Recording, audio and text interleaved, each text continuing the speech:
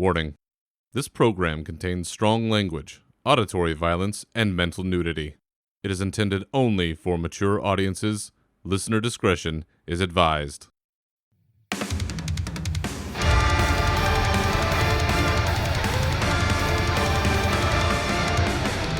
Welcome to your uncensored home for World of Warcraft news and opinions. With your host, Berzerker, this is Unshackled Fury.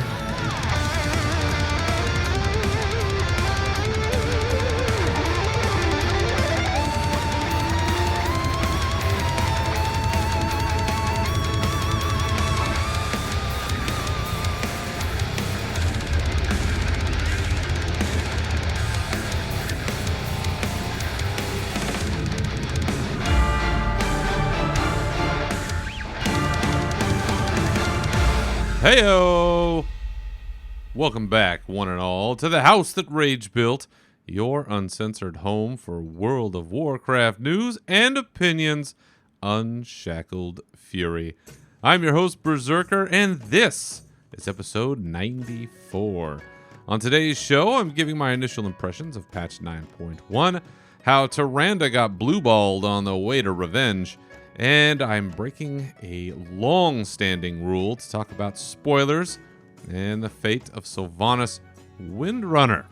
But first, redemption stories are all the fashion these days, but before we get into what is or isn't a redemption story a little later, there is one of these characters around us who appears to have gotten a redemption story, if you will. And I just can't. So, time to jump back into the rage portion of this show. Let's go.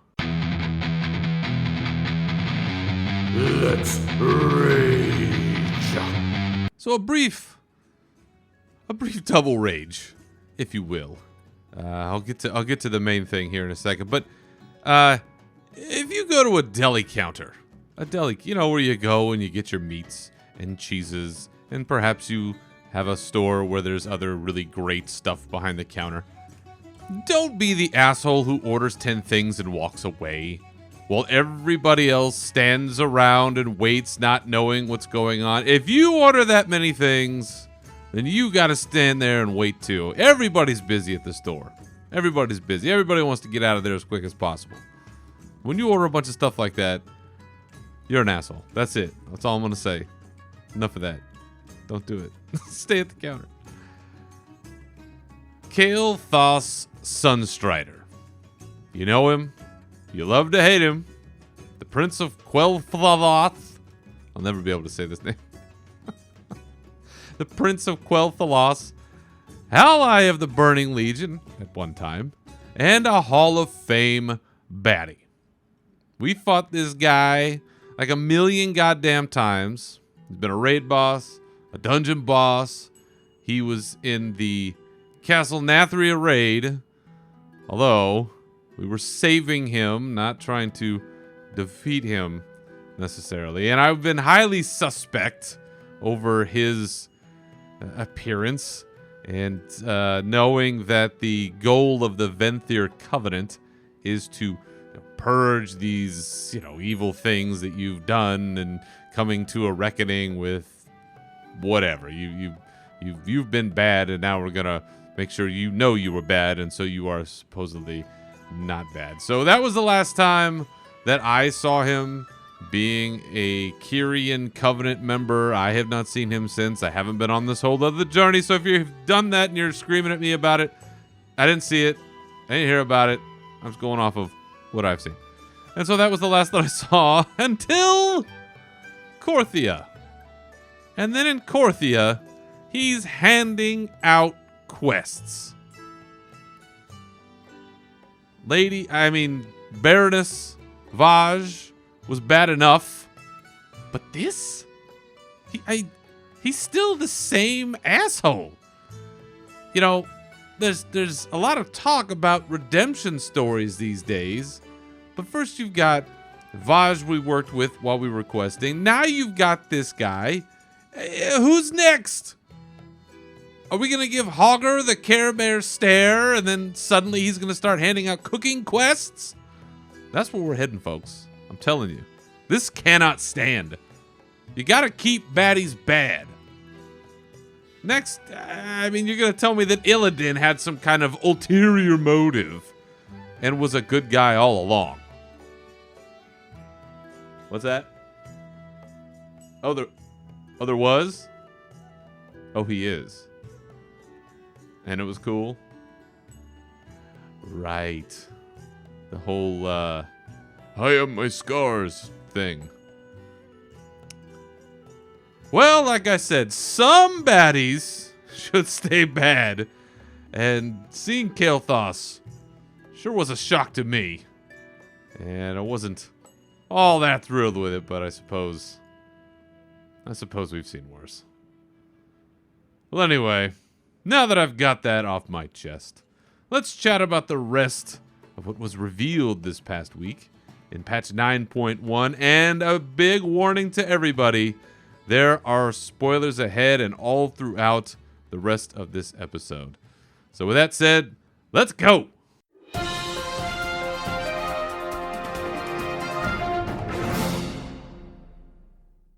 I suppose the best place to start with a discussion about 9.1 and everything that we've seen so far and learned about is to start with Tyrande. Tyrande, Night Warrior, all-around badass, killed Nathanos, jumped in with us to head to the mall. She's been off doing some stuff in Ardenweald, I think. But here she was. Made to be the instrument of Elun's vengeance. So we thought.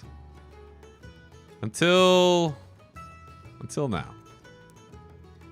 So we were greeted as we came into 9.1 with a quest line. Took us to Ardenweald. We flew in. We fought some dudes. Kicking some ass. Clearing out space. And then, oh, here comes Sylvanas with some big, bad maw dudes ready to crush us. But Tyrande comes in, apparently, to save the day. And she and Sylvanas, through a cutscene, proceed to engage in an epic battle. And kudos to everyone involved in making that cinematic, because the fight choreography is getting really, really good. It's complex. There's different views and angles, and there's some pretty wild shit going on there, and it's really fun to watch. Until the point where Tyrande, she's about ready to do a Young Guns move here, where we're gonna go out in a blaze of glory, and she attempts to shoot herself like a damn missile to get Sylvanas out of the sky. They land. Tyrande on top. Neck around Sylvanas, or hands around Sylvanas' neck. She's about ready to choke her out. Get the final word, and no. Her power wanes. The little crescent moon on her forehead disappears. All of her light up tattoos just powered down. And before Sylvanas gets a chance to kick her ass, Ysera comes in, saves the day. Off she goes. And Tyrande's just left there looking very sad. She can't even move. She's just bent over on her knees on the ground, looking down, and clearly is lost. So what do we make of this? For years, we've been following this story, and Tyrande has been seeking her vengeance for what happened at the burning of Teldrassil. And she was given, in the quest line that we went through with her, she was given the power of Elun as the Night Warrior, something that I have thoroughly enjoyed. Obviously, as a warrior, anything warrior is great, but we've been wondering where this was going to go and how this was going to culminate, and it seemed like that could have been a moment, but even heading into it, we knew that nothing was really going to happen there in terms of consequence, because we still had the raid, and Sylvanas is the raid boss, so, you know, it's not like she was gonna kill her. But it begs a question. What the fuck happened there? Because it does seem very shitty that you just loaded her up with all the juice possible, turned into a night elf missile, and then nothing. So where does that leave us? Well, for me, taking a look at this, there is a series of themes that we've seen through our stories, through Shadowlands, when it comes to justice versus vengeance. And at initial blush, it seems like this was Elune pulling back because instead of just defeating Sylvanas or capturing Sylvanas, which would have been justice, that she was just going to execute her, which is vengeance. But where the rub on that is that she was supposed to be the instrument of vengeance. So I guess that doesn't quite work. So what else? Did she just run out of... Did the battery run out? Did she need to hit a quick charge at a Tesla a power-up deal? I don't think that was it. I saw that Taliesin of Taliesin and Evitel had a theory that maybe that the time had expired on the power of the Night Warrior, that she'd done a bunch of other good stuff under that, and now it was time to turn that spigot off. That just doesn't seem right either. So we're still left wondering what exactly happened, and I'm not really sure I have an answer that feels right so far. Now, this is going to play out in a future campaign quest, we think. There is, in this 9.1 campaign, a section titled The Power of Night. I would imagine that we're going to get some more answers there. But man, how disappointing. As great as that cinematic is, how disappointing is it to feel that rush of, wow, Tyranda's like fully realized, full of power, kicking ass, taking names, and right at the moment of glory, just completely gets the wind taken out of her. And it's a disappointment that I am 100% confident that we are intended to feel, and this is the ride that they want to take us on. Is it unexpected? Yes, in that way. And I am confident that we're going to get some kind of explanation. I don't know how satisfactory that's going to be to everybody, as has been lamented many times over. There is a great degree of dissatisfaction when it comes to the storytelling in anything in terms of us nerds. I've seen it a lot more recently with Warcraft, where people are like, oh, it's this or that or the other thing. And it's okay to disagree with the choices, the narrative choices that they're making. So I just want to throw that out there. And perhaps this is an instance where that narrative choice may not be to everyone's liking.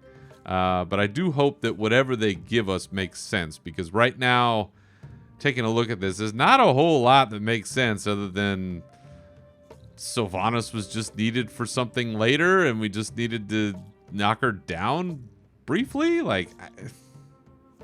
Not quite sure. More questions than answers. But it was a hell of a cinematic and a great way to introduce us to what was going to happen, I guess, or what is going to happen coming up. So, had that great intro and going through, getting ourselves established into Korthia, right? Korthia, City of Secrets. That's our new area, our new base of operations.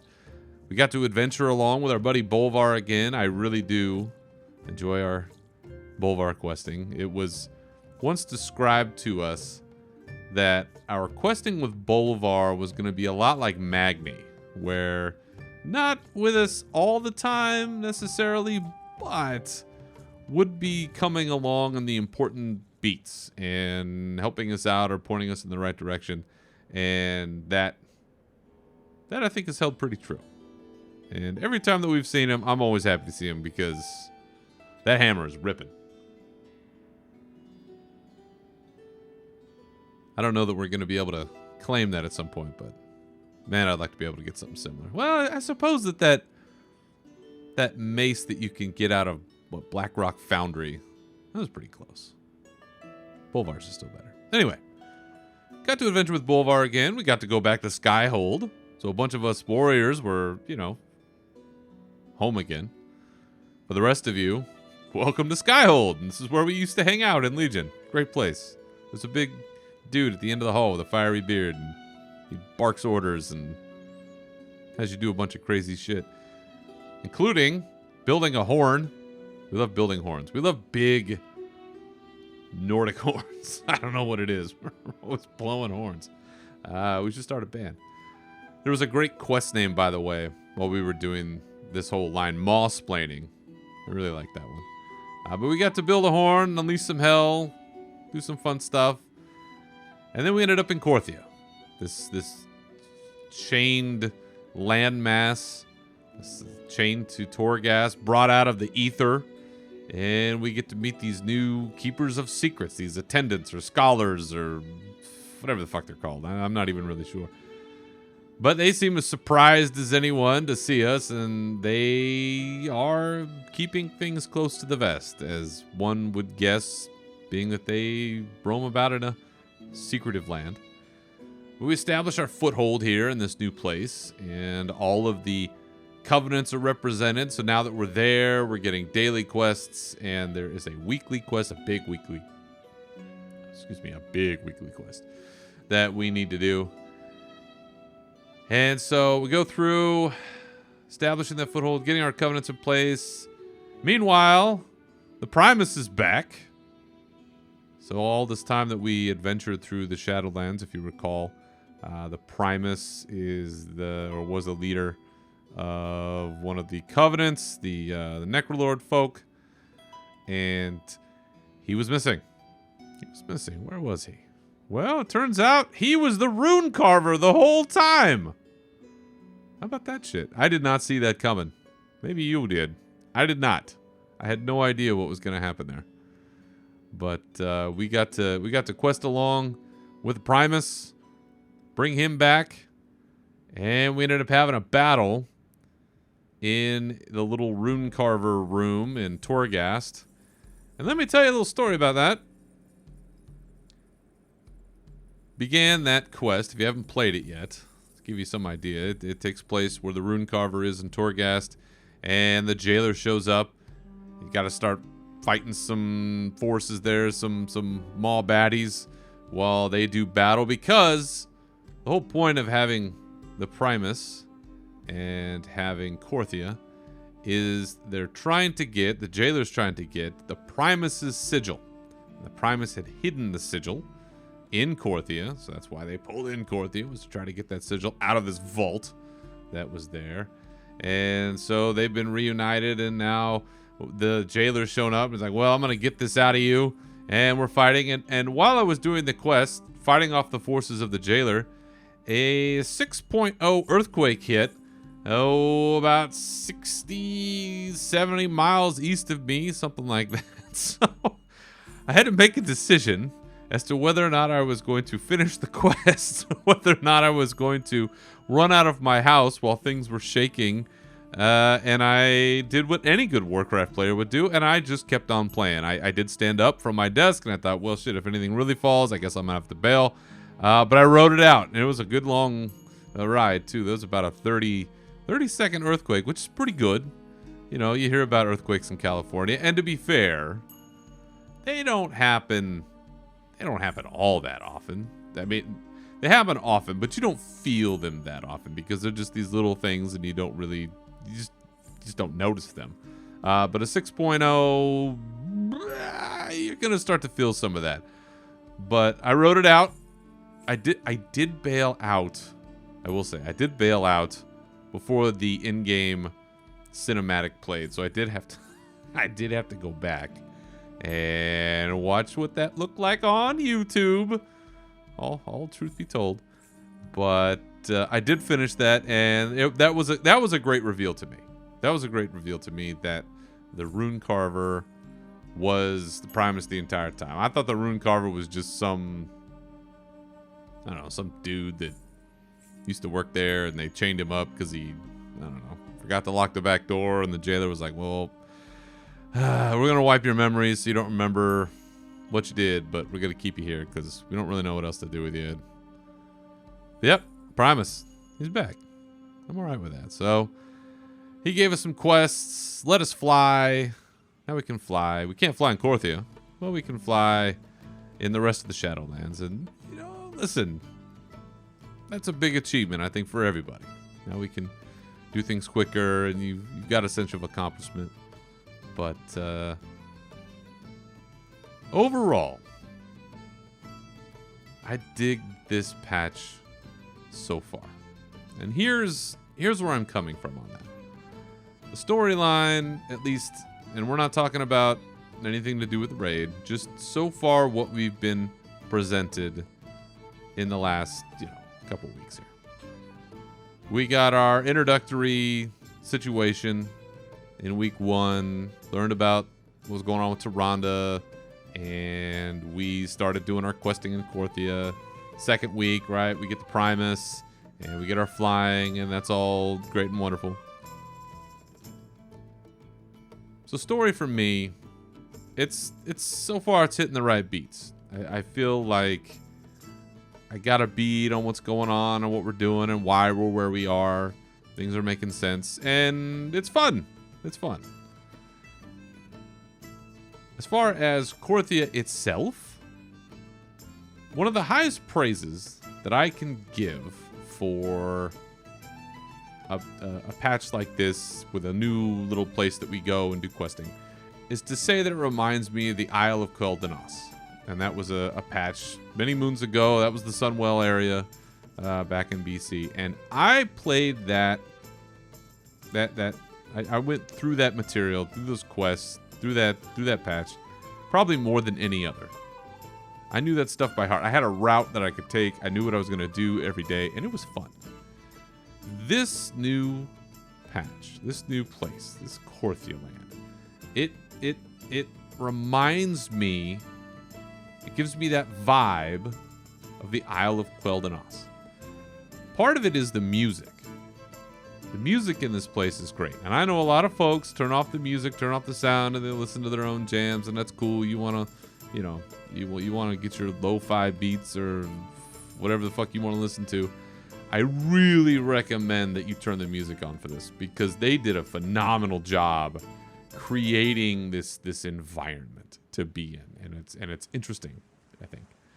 But part of it is there is a little bit of this music that I swear reminds me of music from Indiana Jones and the Last Crusade, and I dare not try to imitate it here, but there's this little line in there that repeats from time to time, and maybe it's that connection that helps me feel something. But I really dig that.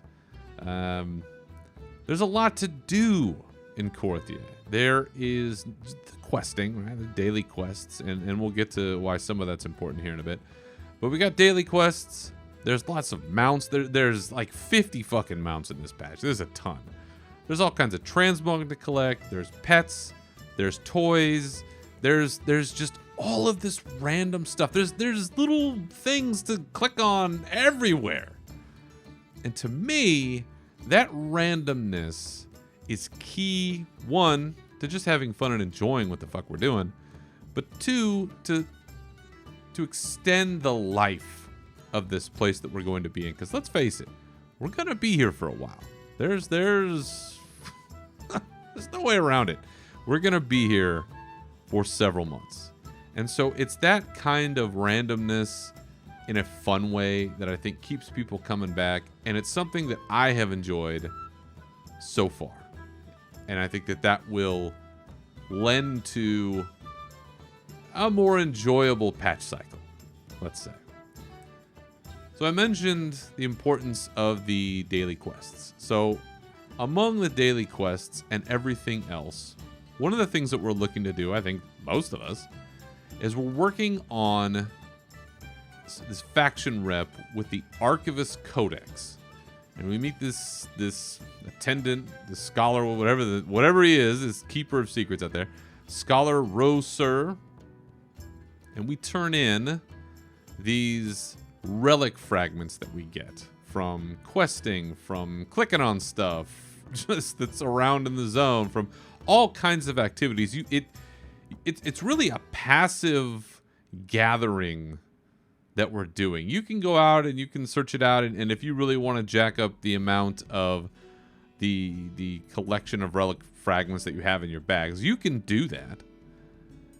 But there's so much of it that comes passively that you're able to pretty quickly turn those relic fragments into this scholar for both rep, which is important, and what they call cataloged research.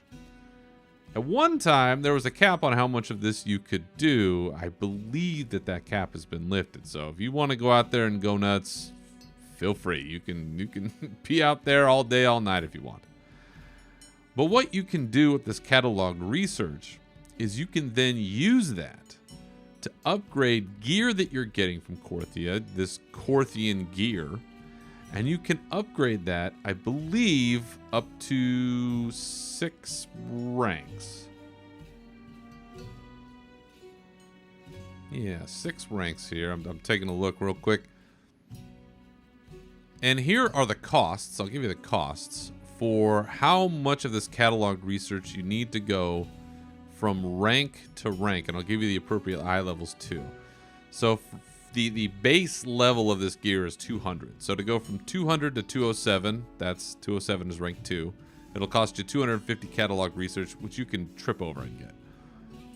To go to 213, that's rank 3, it costs you another 750. Again, you can trip over that amount just walking into the cave. To go to 220, that's rank 4, it'll cost you 1250, which again, pretty easy to get that much catalog research. But then from there, it gets a little bit more complicated. To get to level 226, which is rank 5, it'll cost you 2,000 catalog research, plus you have to purchase this book from Scholar Rosar, which is the research report Adaptive Alloys. It's this little book that you have to buy, and that will allow you to go up to rank 5. And then to go up to rank 6, which is eye level 233, it'll cost you 3,000 catalog research, and you'll also have to buy the research report First Alloys book. And each of those books, I believe, is gated behind a certain amount of rep with the faction here, and I can't quite see it, but if you look it up, I believe that they'll tell you when you're in game.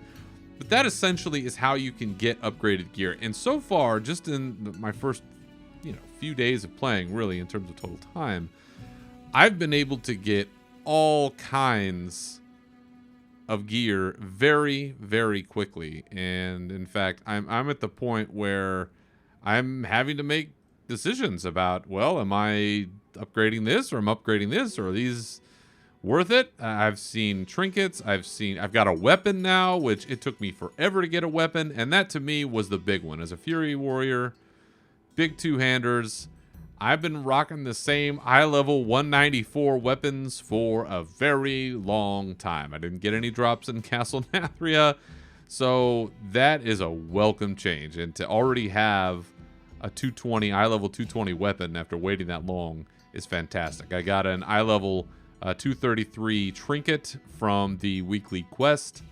So far, those are the kinds of things, especially as a raider, I find, 1, very fun, and 2, very helpful, because now I can work on getting my eye level up fairly quickly just by doing, and there's not even that many daily quests in Korthia, there's only a handful, and just all of the other activities that you just kind of bump into while you're out there. There's lots of rares and treasures and all kinds of stuff to, you'll be off on one main quest that you're working on, and then boom, you're diverted over to another area because you're looking at, oh, there's a rare over here and I want to see if I can get this from him. Boom, you're over there, and then on your way back to your quest, oh, there's this other thing that popped up, and then there's another thing and another thing. And again, those are the kinds of diversions to me that will make this patch successful now and in the long term. So all in all, I think we're off to a good start, and that so far isn't even touching the raid. So let's talk about that. Or at least, let's talk about the end. So fair warning, I have yet to step foot into the raid. After the slog that was Castle Nathria for myself and my team, I need a little bit of a raid break, so I'm taking a little raid break right now, but I will be into that soon. So in probably the next episode of this show or the one after, I'll talk a little bit more about the substance of the raid itself. So for now, we're going to talk about the end. We're going to talk about the finale of Sanctum of Domination.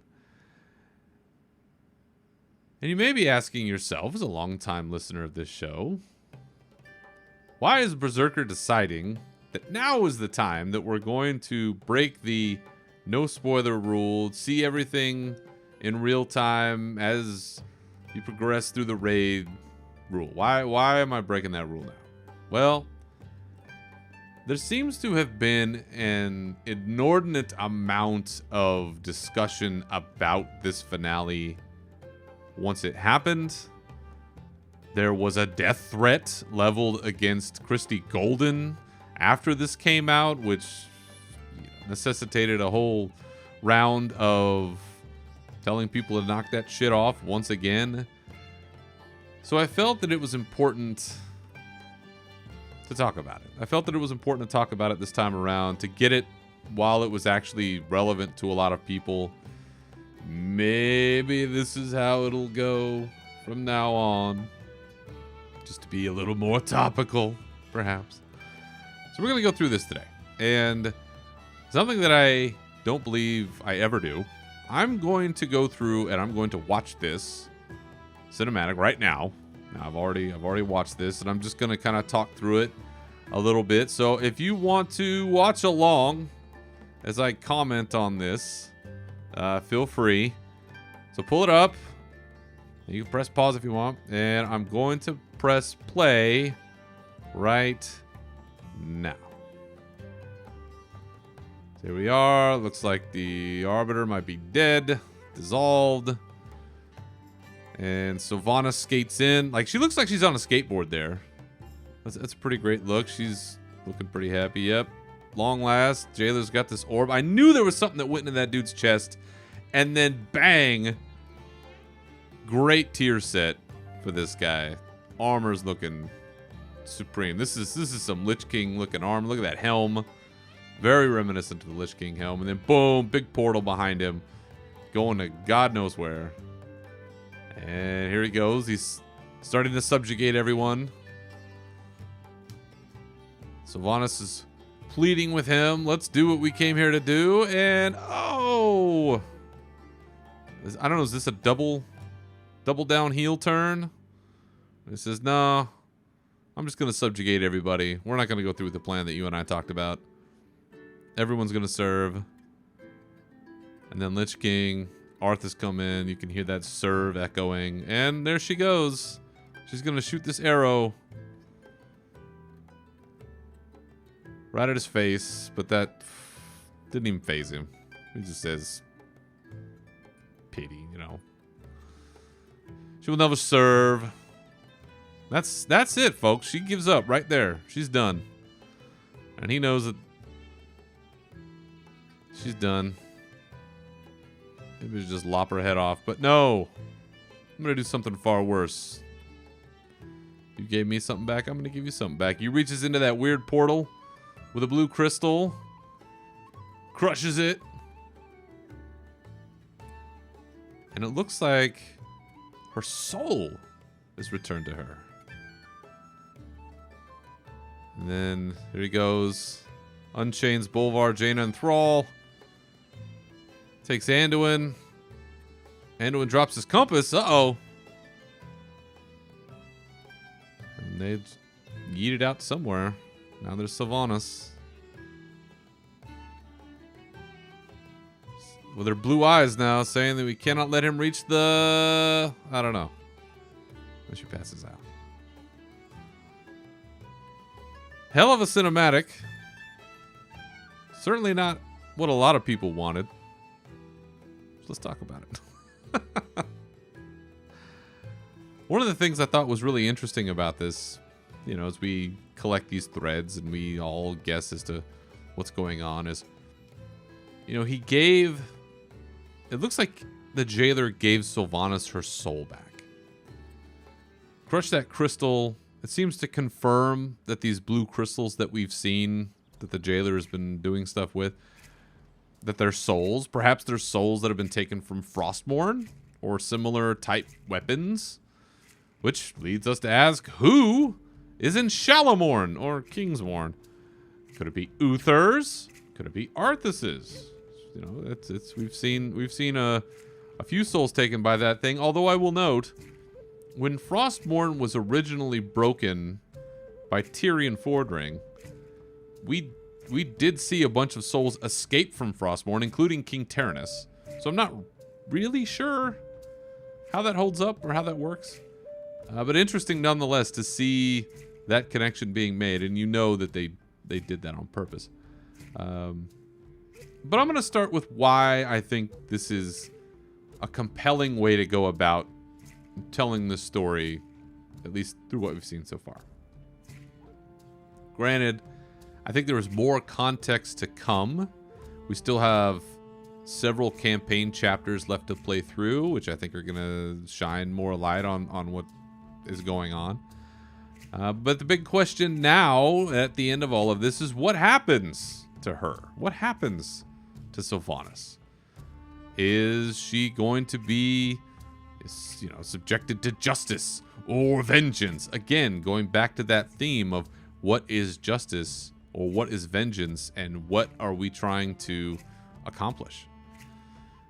For Tyrande, it's clear what needs to happen. In the last episode, I talked about Gen. Gen wants her head on a plate. And we've seen those divisions in the Alliance form on some of these lines where those two are going to be gunning for vengeance. Or perhaps others are going to be looking at justice. And what is justice for a character like this who's committed such heinous atrocities? But now, well, she's got a lot of knowledge. She has intimate knowledge of what the jailer does, how he works, what he's up to, at least to some degree, what they were planning on doing. She now may be alive. Maybe she's like Kalia, sort of undead, sort of not. And that could be interesting when it comes to Nathanos, because she learned during her fight with Tyrande that Nathanos was dead. She didn't know that. And perhaps that was one of the extra little straws that broke her back when it came to the jailer and understanding that, yeah, this is not going to go like I think it's going to go.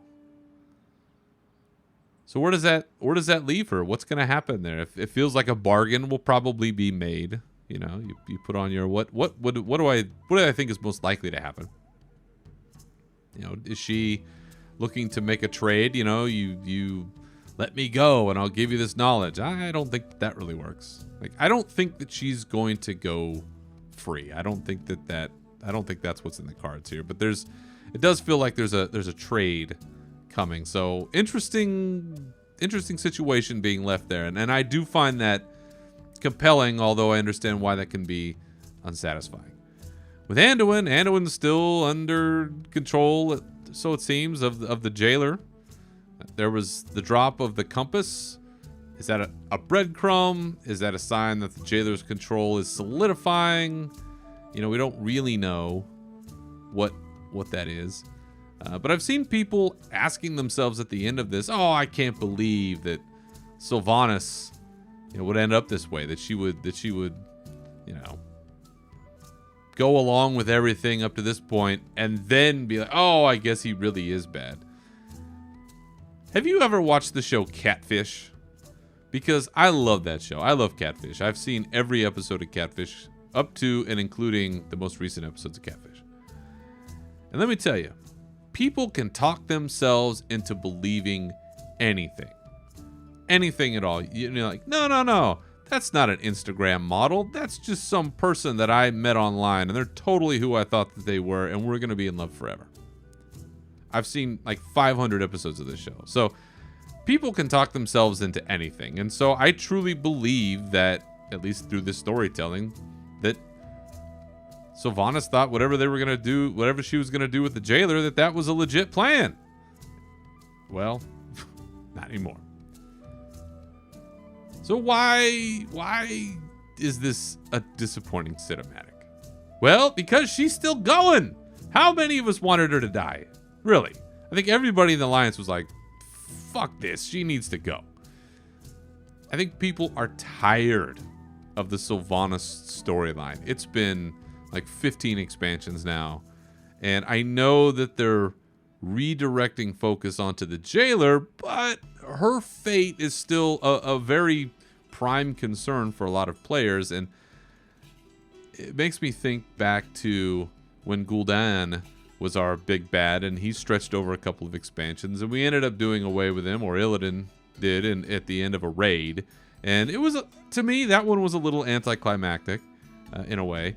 But there is a shift happening, and at the same time, we still want to know what's going on with Sylvanas. So the fact that she did not meet a fate directly, I think, is disappointing to a lot of people. And I can understand that. I get why that would be a problem. Let's talk about what this isn't. What this cinematic is not. It is not a redemption story. And I've seen some of this talk pop up in various places, including with friends of mine. She is not redeemed. There's no redemption here. There's no, she's a good guy now. So far, anyway. There's none of that. She essentially tried to get herself killed. She realized she had gone to the ends of the earth and beyond to accomplish this goal of whatever, breaking the cycle of life and death. And it was all for naught. And so there's no heroics. There's no attempt to save Anduin or Jaina or Thrall or Bolvar. She just resigns herself to the fact that she's not going to serve anybody. And if this dude is now the all-powerful, all-powerful being in the universe, then, well, I guess it's as good a time to go out as any. And so that's why she shoots him. Clearly she was no threat to him. I mean, honestly, she took one shot at him. He didn't even look. That was a Jordan no-look pass situation right there. She was just trying to get killed. And he did something even worse to her by giving her soul back and leaving her fate in the hands of people who, at least a few of them, definitely want to tear her apart. But this is not a redemption story. So if you're going around saying, oh, there's a redemption arc or whatever, and she's been redeemed, don't worry. Calm yourself. Because there's definitely more to come, and there is a needle that is definitely getting threaded here. But she's still a baddie. She's still a baddie, don't worry. And partly I'm saying this to myself. Like, she's a baddie. It's okay. We'll see, she'll say something like, I will offer this if I, can be forgiven for all these things. And, if there's a redemption tour and she goes to Gen's house and brings him some baked goods and is like, I'm sorry, maybe, but I highly doubt it's going to be anything like that. So anyway, overall, this is an interesting choice to make. I'm not mad at it as somebody who was plenty tired and is plenty tired of the Tyrande circus show. I'm okay with this because I think that where we leave it is a compelling turn in the story. We're left with plenty of questions also about the jailer and where he was going. We think it might be this sepulcher that was being mentioned in the Primus quests that we did. Don't really know a lot about that. I haven't even talked about Tazavesh yet because I honestly haven't done it yet. But there's clues in there about the sepulcher and this knowledge that the jailer is trying to gain, the knowledge that got him banished to begin with, his quest for this knowledge. So we'll see. But so far, I'm intrigued. I think they've done a good job. Last note on this. Garrosh. Wondered what the fate of old Garrosh might be. And he went out the way I guess only Garrosh's soul could have gone out, which is a raging for the horde, smashing down on a raid boss, and exploding into a pile of dust. So, never change, Garrosh. Never change. All right, last note before I leave you this week. I will be appearing on the Third Faction show. We had a stream scheduled, had a couple technical difficulties, but the plan currently is to be on an episode that should be coming out this Friday, July 16th. So if you haven't checked that out, please do. It's good folks over there, and I'm looking forward to the conversation that I should be having here with them soon, and that's when the episode should be airing. So check it out. All right. Well, that does it for this episode. Thanks for listening, and remember, you can always follow me and the show on Twitter at Berzerker Rage and Unshackled_Fury, and you can join our Discord, links for which are in the profile of this show on Twitter and the Warcraft Radio directory. Feel free to contact this show with your questions, comments, or otherwise by going to unshackedfury.com, and you can find this show wherever you get your podcasts. So once again, thank you for listening. Remember to keep your swords wet and your banners high, and we'll see you next time. Farewell.